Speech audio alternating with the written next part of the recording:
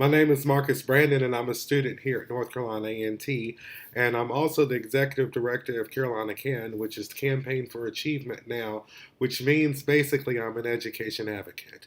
And I definitely believe that education is the single most important and civil rights issue of our time.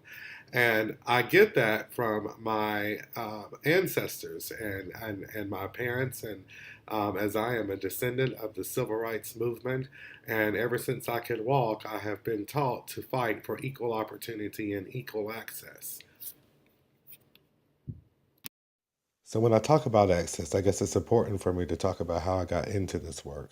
I was a candidate for State House, and I was wanting to know why I was representing the poorest zip code in the entire state. 27260, which is in High Point, North Carolina, was the poorest zip code in the entire state. And it had all the social ills that came out of it. Had the highest HIV rate, the highest infant mortality rate, highest dropout rate, you name it, we led it. And so we moved there, and then and I went and knocked on doors, and what I found out was is that no one, hardly anyone, had a high school diploma, and mostly everybody had a felony. So if you have no high school diploma and and you also have a felony on your record, then the chances for your survival in our society is very limited.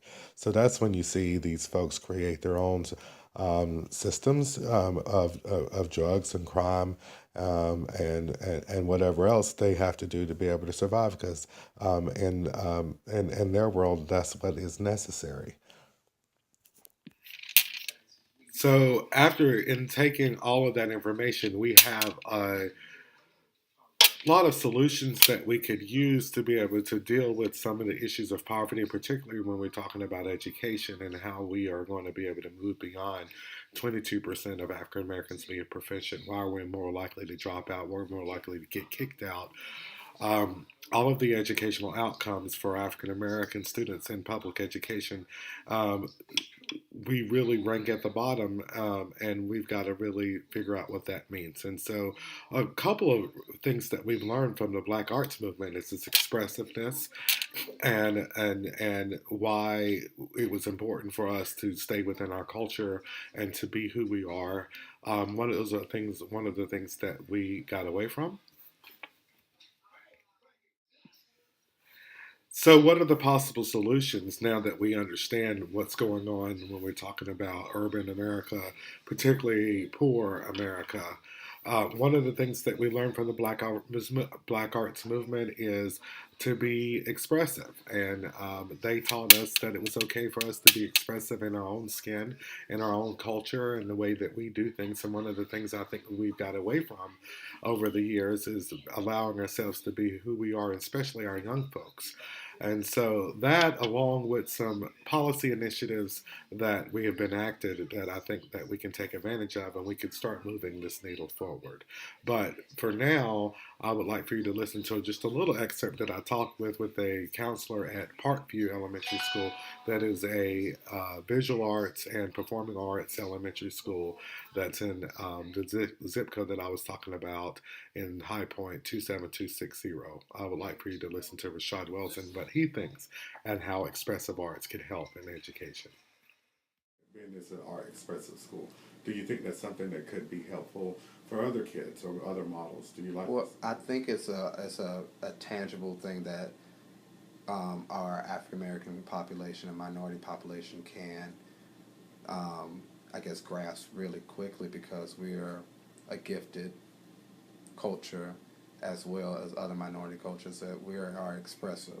So if we can utilize their already God given expression or talent to be expressive and have that translate into their academics and how they communicate and be sociable with others, it, they just go hand to hand. It helped me as a student, and I know it will help others. Thank you, Mr. Wells, for your time. Mm-hmm. So, after listening to Mr. Wells and the lessons from our past and our ancestors who've given us the formula how to be successful, which is by creating the arts and expressive that we naturally are, as Mr. Wells said, and to be able to take responsibility for our community. We have a plethora of options, and we've abdicated this responsibility of making sure that our kids are ready to learn, making sure that we have the opportunities of economic development and economic power. We've yielded it outside of our community. And I think that we have plenty of examples and plenty of history that lets us know that we don't have to abdicate powers to people that do not look like us, that we have the space and we have the opportunity to be able to make a sustainable system for ourselves. And I urge us as a community to look at ourselves for the solutions for tomorrow. Thank you.